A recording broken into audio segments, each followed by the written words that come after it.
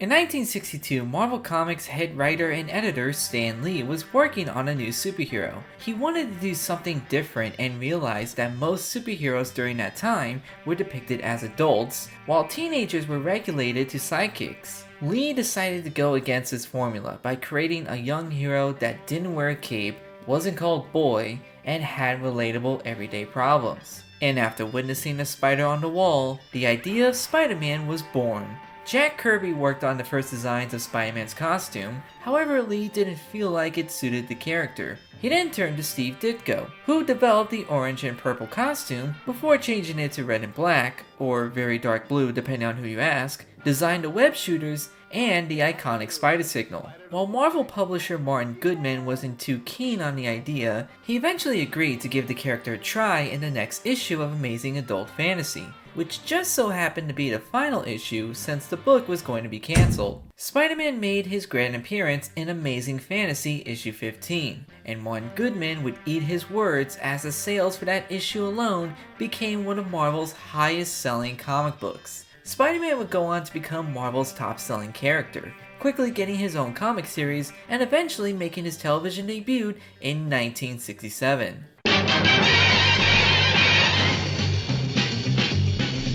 Spider-Man, or commonly known as 60's Spider-Man, is the cartoon that gave birth to the iconic theme song and of course, the memes. The glorious memes. But the show is more than just that. So let's take a look at the very first Spider-Man cartoon.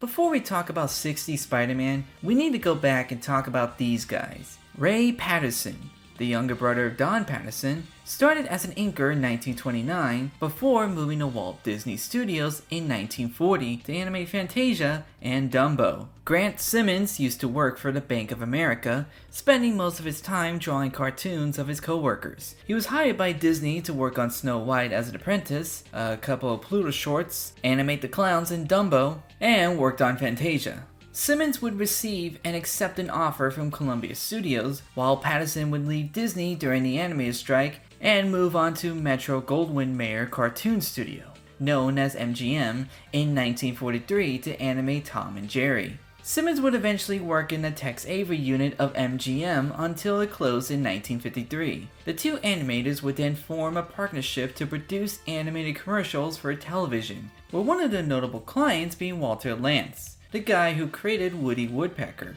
The pair would eventually meet Robert L. Lawrence. To get an idea of who Lawrence is, let's take a quick look at his resume. Lawrence was a graduate from West Point, the first lieutenant and captain in the United States Fifth Army during World War II. After the liberation of Italy, he co-founded Foreign Film Productions with fellow soldier Rod E. Geiger. Together, they secured distribution rights in the United States for Roberto Rossellini's Rome, Open City, and co-produced one of his next films, Paisan. Lawrence then took jobs with RKO Pictures and NBC News, and served as vice president in charge of Eastern operations for Jerry Fairbanks Productions. He then created Robert Lawrence Productions, which produced live action and animated television commercials. So with Lawrence and his resources, the trio co-founded Grand Tray Lawrence Animation. The studio's early work was to provide animation for television commercials. They did try to create their own series like Planet Patrol, but nothing they pitched was given a chance. Luckily, their distributor, Krantz Films, which we'll get back to later, got them a deal to work on Marvel's first cartoon series, The Marvel Superheroes. The show was cheaply made and did well enough to give them the opportunity to work on Spider-Man. So with 80 people and a theme song written by Academy Award winner Paul Francis Webster and composed by Bob Harris, the 60's Spider-Man cartoon was born. There's a lot of impressive talent behind this show, but some of you are probably asking yourselves why the show looks like this if we had a bunch of Disney and MGM animators directing it. Well, there's a simple answer to that. Money. You can have the best animators or storyboard artists on your team, but when it comes down to it, how much money determines how good your animation's gonna look. For every 1940s Superman short, it cost Paramount $50,000. And the reason why they used to have a high budget is because cartoons like that used to be played in movie theaters before the movie started.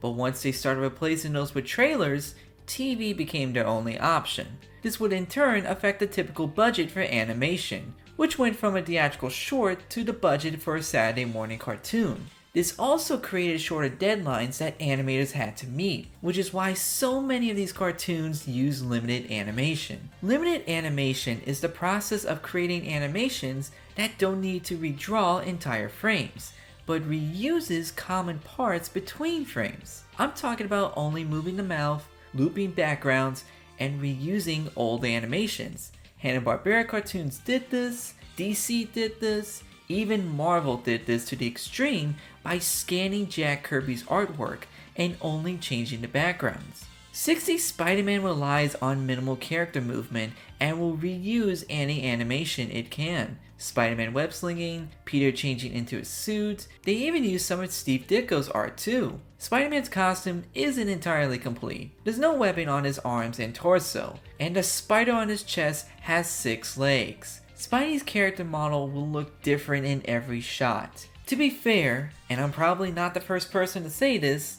Spider-Man is very difficult to animate. His entire costume is covered in webbing, and those arms, God, don't get me started on how to draw muscles on them. When I rewatched the 90s show, I noticed in the later seasons the red strip on Spidey's arm looked smaller whenever he was moving compared to the first season. This is also why Ultimate Spider-Man cut out the strips entirely. But hey, that's just what they needed to do to get this show done. You can't really complain about it. Well, at least for season 1. I know I said in a previous video that 60's Spider-Man had the worst animation, but when I said that, I wasn't saying it in a personal way like it looked ugly. I was saying it in an objective way because of the show's limited budget. I do like the animation and the art style of the show. It looks like the Steve Ditko comics. And hey, they added the detail of moving Spidey's mouth while he wears the mask. Not many cartoons do that. This show has a unique charm that you can only get from watching old cartoons. I would even go as far as to say that this show had more style and energy than that boring 2017 show. Another part of this show's charm are the voice actors. Spider-Man is voiced by Paul Soles, a legendary voice actor who was Hermie in Rudolph the Red-Nosed Reindeer, Hulk in the Marvel Superheroes, which is why he was in the Incredible Hulk movie, and Max the Mouse from Max the 2,000-Year-Old Mouse. He was the perfect choice to voice Spider-Man. The way he can switch from timid, shy Peter Parker to brave and bold Spider-Man will give Neil Patrick Harris a run for his money.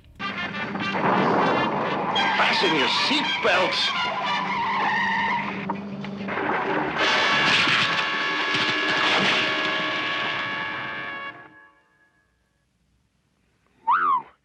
Don't make waves till I make this change. Walloping web snappers are being bombarded by icicles. I could just hear old Jameson when he gets this story. Army's top secret component, stolen by that menace to society, Spider-Man. Betty, I was just wondering, what are you doing? Maybe it was just my imagination. And there in the frozen wastelands, your friendly Spider-Man spots his, whatever it is. Every time I read a 60's comic, I hear this voice. It works for the show, and honestly, Paul Soles is an underrated Spider-Man voice actor. Rest in peace to one of the first people to give Spider-Man a voice. The only part of Peter's life we'll see is him as a photographer for the Daily Bugle, which isn't too bad since we'll see Betty Brant and J. Jonah Jameson. Peg Dixon is also an underrated voice actor, as she voiced Lady Dorma, Jane Foster, Wasp, Wanda, Betty Brant, and nearly every woman in this show. I do like her performance as Betty Brant. She actually goes against the damsel in distress trope, except for the 2 times she was kidnapped, but even then she makes up for it by helping Spidey. Peg Dixon put a lot of effort into this role. Where are you?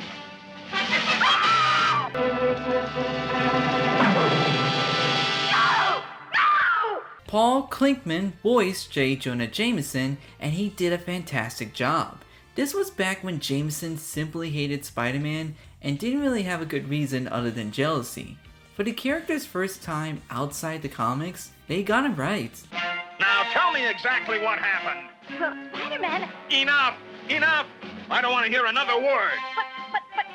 Parker, where were you when all the activity was going on? And to make matters worse, you didn't even get pics of the mystery lights. You say Spider-Man was on the scene when you got there? That's right. He'd covered the hole with his web to catch the rhino. But he didn't catch him, did he? Well, no. The rhino got away. Exactly. Parker, you've just proved my point. Spider-Man is using the rhino to do his dirty work, just like he used him as a decoy to get the bullion. That web-headed menace will have a hard time crawling out of this one. That silly girl. That's what I said. Silly, silly, silly. Because Betty Brant left me in this mess, I can't even find my phone book. There shouldn't be any women at all in this world. Just children and men. And that's it for credited voice actors. There's a bunch of others that weren't credited according to Wikipedia, so I'm just gonna leave this here to give them the recognition they deserve. Alright, I've talked about everything surrounding the show, but let's finally look at Season 1 and see how it holds up. There's a good amount of episodes that are based on the early Steve Ditko era of Spider-Man, like Issue 6 covering the Lizard, Issue 13 with Mysterio, Issue 20 with Scorpion, and Issue 25 with the first Spider Slayer. This was before comic villains were written as old friends, mentors, or given tragic backstories to relate to. This is when a guy could be a supervillain because he liked it. What happened to those simple times? I mean, sure, I love detailed backstories, but do I really need a story where Shocker was Peter's neighbor or roommate before getting the gloves? I love how accurate these episodes are because of how close they were released with the comic, although there are some minor changes. Dr. Connors has both his arms. I guess a one-armed man was too violent for 60s television, so instead of replacing a limb, he was trying to cure swamp fever. When Steve Ditko first drew Quentin Beck, he designed him to look like Leonard Nimoy. I guess the show liked that idea so much, they decided to make him look like Spock. Scorpion's episode skips right to him fighting Spider-Man, however this was a mistake since they only covered 7 minutes of the 10-minute runtime. So the show decides to have Scorpion break out of prison and go fight Spider-Man again in the last 3 minutes of the same episode, which makes him the only villain to lose and get arrested twice in one episode.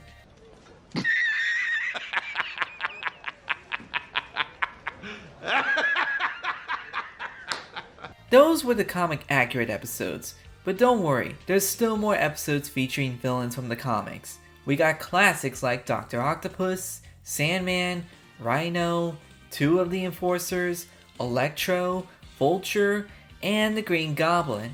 Most of their plans are typical, like taking over the city, world, or universe, but then you have ones like building a golden statue, turning into a kaiju, and then there's Green Goblin who just wants to use magic.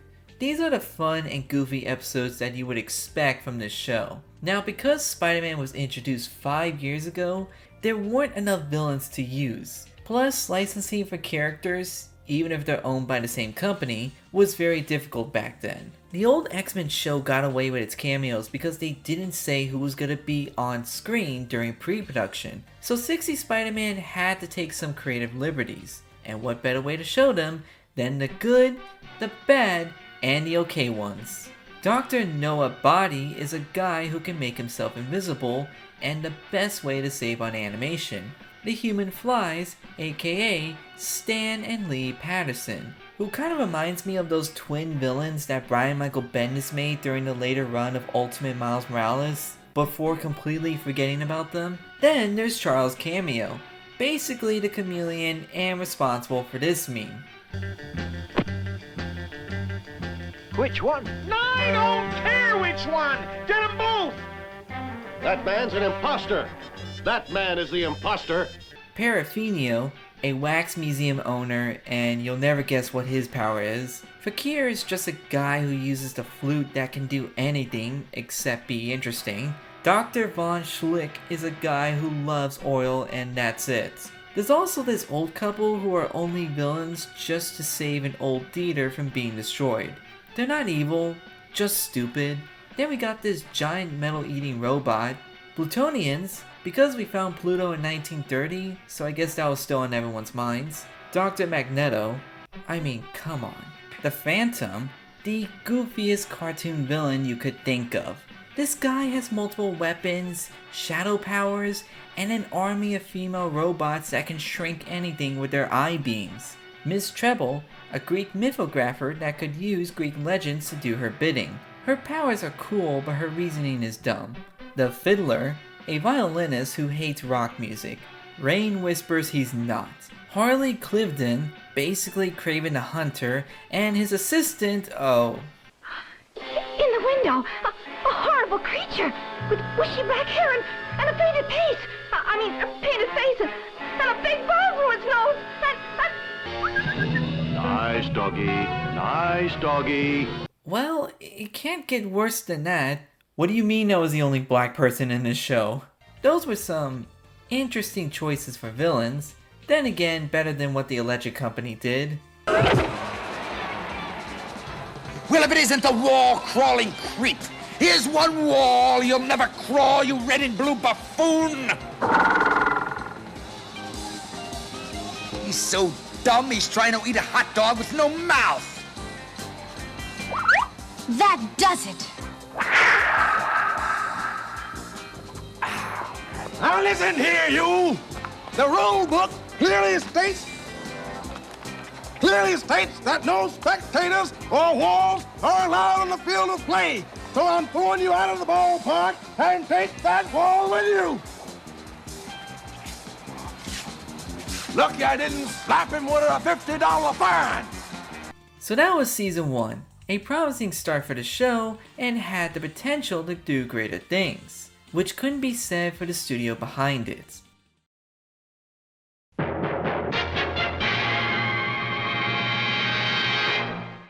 Grand Trey Lawrence Animation went bankrupt in 1968, allegedly due to a protracted legal battle with Krantz Films. As Patterson stated, "We trusted the wrong people." Simmons unfortunately passed away in 1970, which made it hard for anyone to credit him on the work he did. As of the writing of this video, there is still no Wikipedia page for him. Lawrence went on to co-found / be involved in other stuff like Cinema 5, which is a whole other story in itself, his wife's Pello store, the Jewish Chapel, the West Point Society of New York as president, and the Directors Guild of America.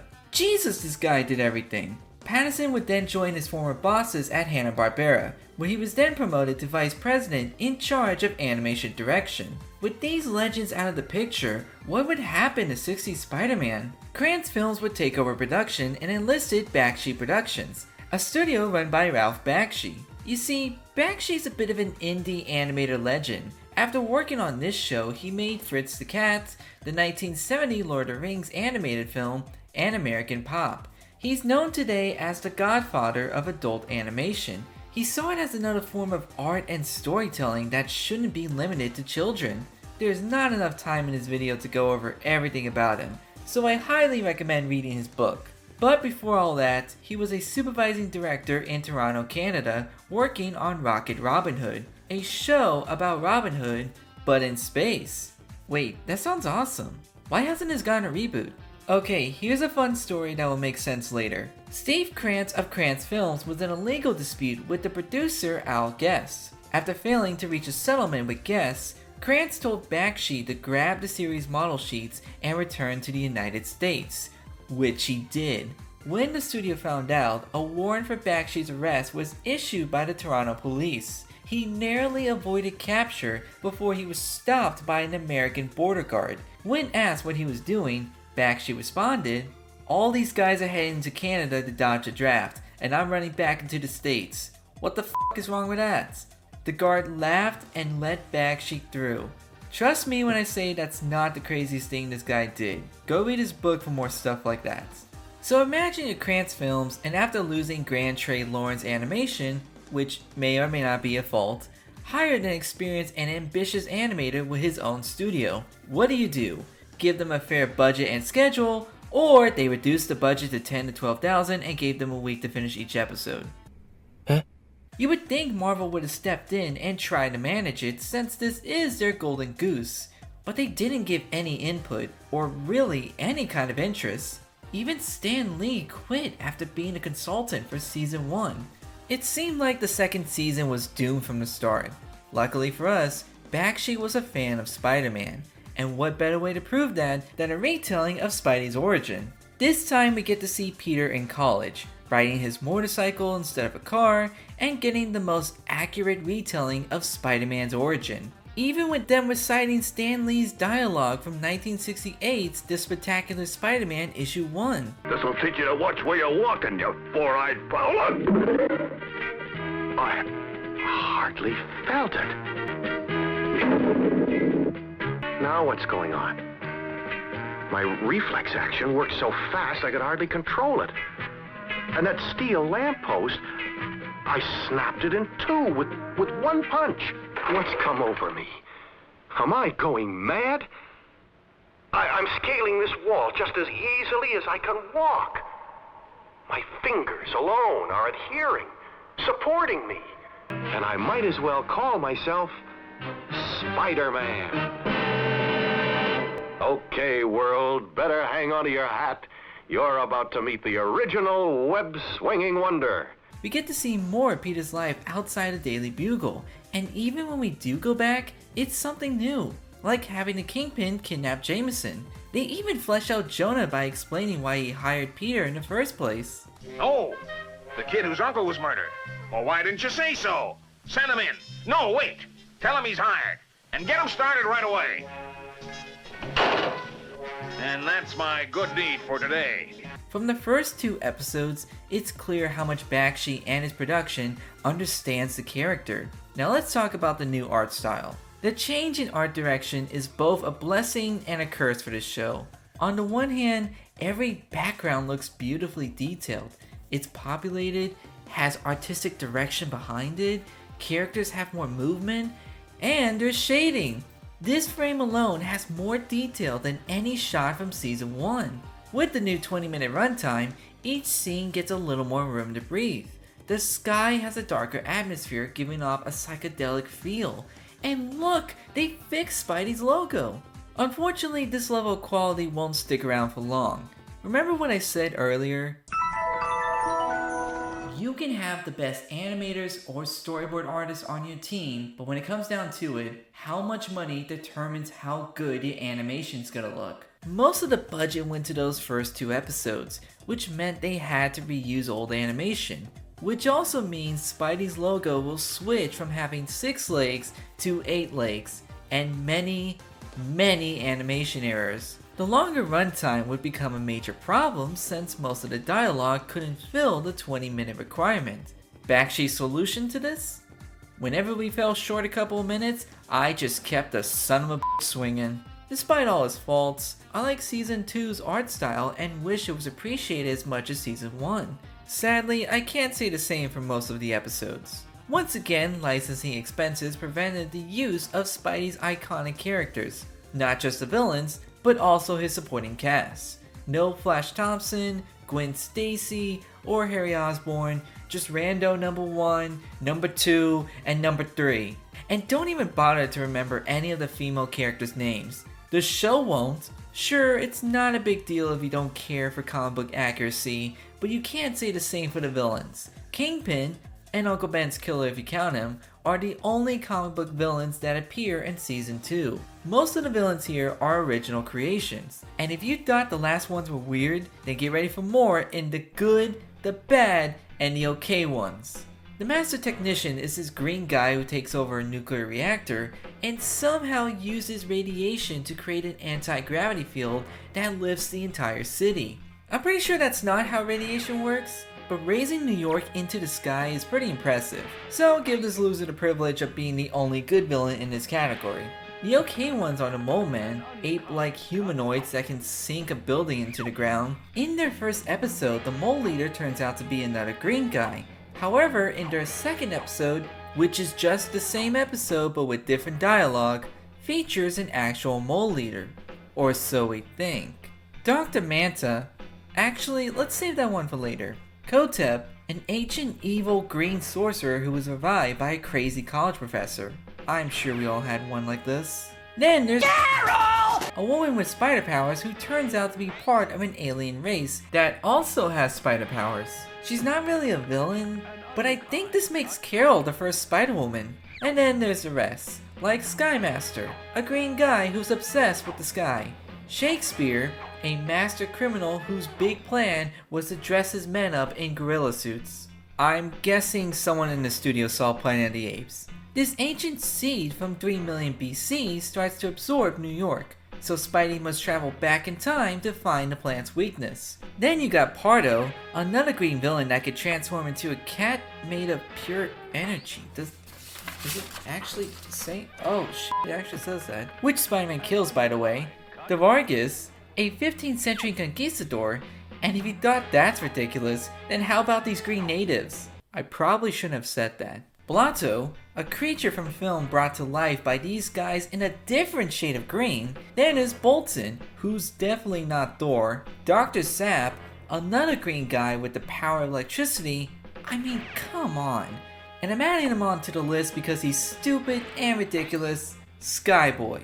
I mean, look at this loser. All he does is have a slap fight with Spider-Man. And finally, Dr. Cool, who has a freezer, and that's it. This guy is so lame that the episode just focuses on Spidey's hallucinations instead of him. And that's what most of the villains are like in season 2. Lame, green weirdos because green was the cheapest color to print. A lot of the episodes had this sci-fi / fantasy theme to them, which feels so out of place for a Spider-Man show. Then again, most of these episodes were written by Lynn Carter. Thankfully, the last episode is a direct adaptation of issue 65, with Spidey and Captain Stacy trying to stop a prison escape. It's a shame that the show couldn't do this for the whole season, but with the limited resources that the crew had, it's a miracle that it even came out. Season 2 tries to be a better Spider-Man show by including bits of Peter's life, but with the absurd villains and settings, it sometimes felt like a different show. It may have lost the charm the first season had, but it was still interesting to watch, which can't be said for season 3.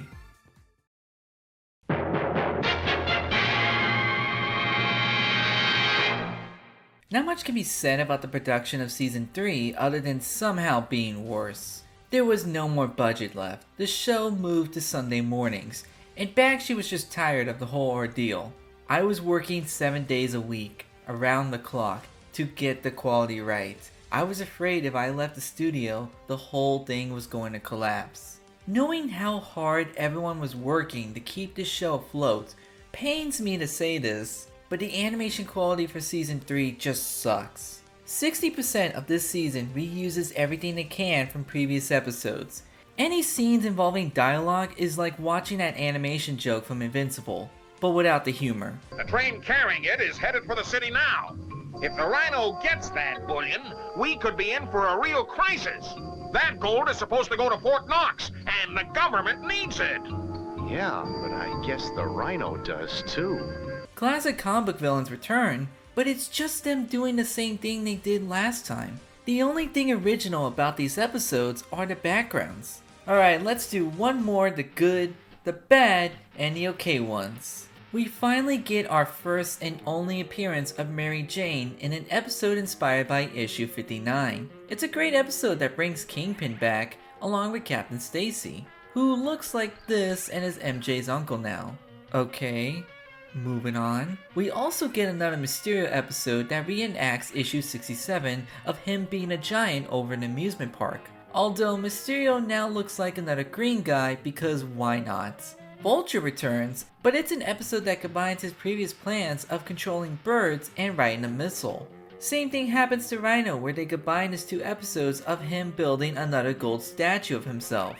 The Lizard returns, except it's not Dr. Connors. but a random mutated reptile that kidnapped him. I don't know what's crazier, the fact that it's the worst excuse for an episode, or that Spidey unalived him, or that Jameson made Peter go to Florida all by himself, meaning he web-slinged for 19 days. Well, probably got it right too, but that's still absurd. Roller Ram is a remake of Vine, except instead of a plant growing over New York City, we have a giant boulder. Then we have an episode that's just a repeat of Neptune's nose cone, but with an asteroid. Let's not forget about this season's original villains, like the Snowman brought to life, Desperado, a cowboy riding a flying electric horse that uses hypnotic guns, Baron von Ranton Raven, who's basically another Skymaster but with an airbase, Dr. Vespasian, another green guy who steals Dr. Noah Body's gimmick, Scarf, a guy who steals Mysterio's gimmick, Super Swami, a guy who steals Dr. Noah Body and Mysterio's gimmick, Sir Galahad, a knight on a motorcycle, Microman, an evil green scientist that Peter helps by giving him a ride. Peter, why on earth would you do that? I know you're not prejudiced, but don't you know that green people can't be trusted? Wait, I probably shouldn't have said that. We're sorry, Mr. Green. I guess we shouldn't judge someone by what they look like, even if they're as ugly as you. Then there's Dr. Dumpy, a white guy dressing up as a green guy. Wait, isn't that Greenface? Oh god, the show is gonna get me cancelled. Lastly, we got Dr. Atlantean, who's just a redesign of the Master Technician, but with fins. And then we got the Specialist, who's also just a Master Technician. They didn't even bother changing his design, except for the times where they accidentally left his fins in some frames. Specialist does the whole lifting the city trick again, but this time he mind controls everyone with radiation. Again, not how radiation works. They also redo the Captain Stacy episode, except for some reason, they use his old design and new design in the same episode. How? How do you let this happen? Now, if you thought that this is the lowest point in the show, then you're gonna want to sit down for this one. Remember that story where Bakshi accidentally stole model sheets of Rocket Robin Hood? Well... Mayday! Distress! Mayday! Calling through an asteroid! Calling Rocket Robin Hood! Come in! Mayday! Distress!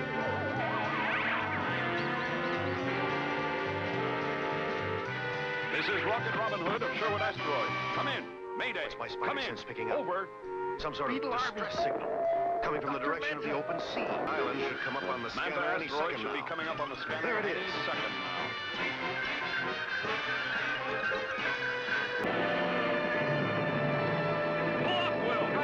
Good grief, they're closing in on me.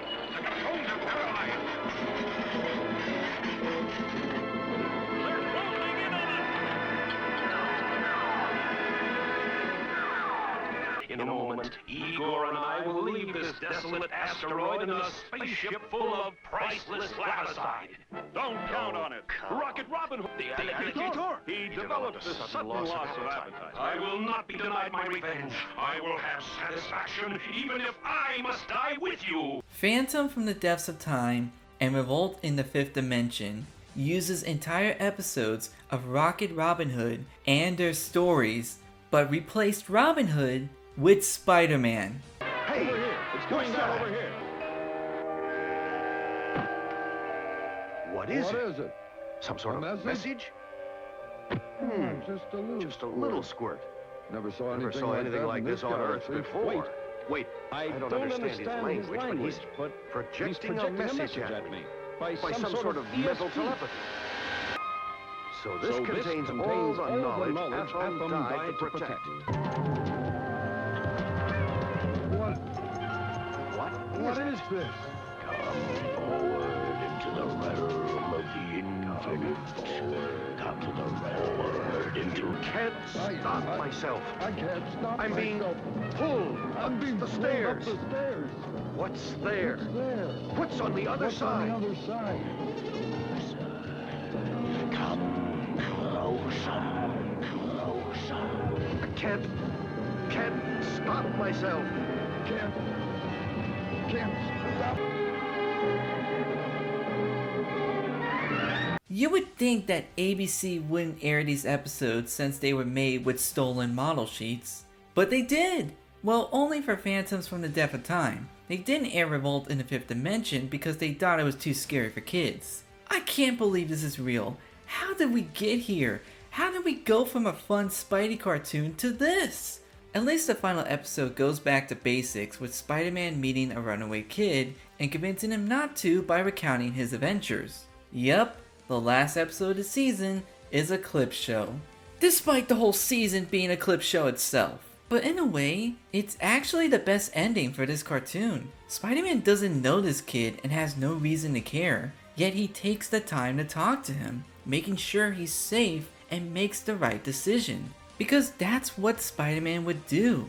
60's Spider-Man ended its run in 1970, finishing with 52 episodes and 3 seasons. Ralph Bakshi was finally free from his torments, and thankfully all that suffering wouldn't be for nothing since it would lead to him making his own films. However, Bakshi's love for the character died after the whole ordeal. He didn't watch any of the episodes he worked on, or any other Spider-Man media, which is such a tragedy. Spider-Man is very important to me, and I couldn't imagine my life without him. Grand Trey Lawrence Animation and Bakshi Productions made 60's Spider-Man the legendary cartoon that it is today. Sure, it had a lot, and I mean a lot, of bumps in the road, but this show gave Spider-Man a chance. And it's thanks to that he was able to have a long-lasting television career that's still going strong today. The legacy of this show still lives on, with the iconic theme song getting multiple variations, the pointing meme, and this Spider-Man being heavily involved within the Spider-Verse.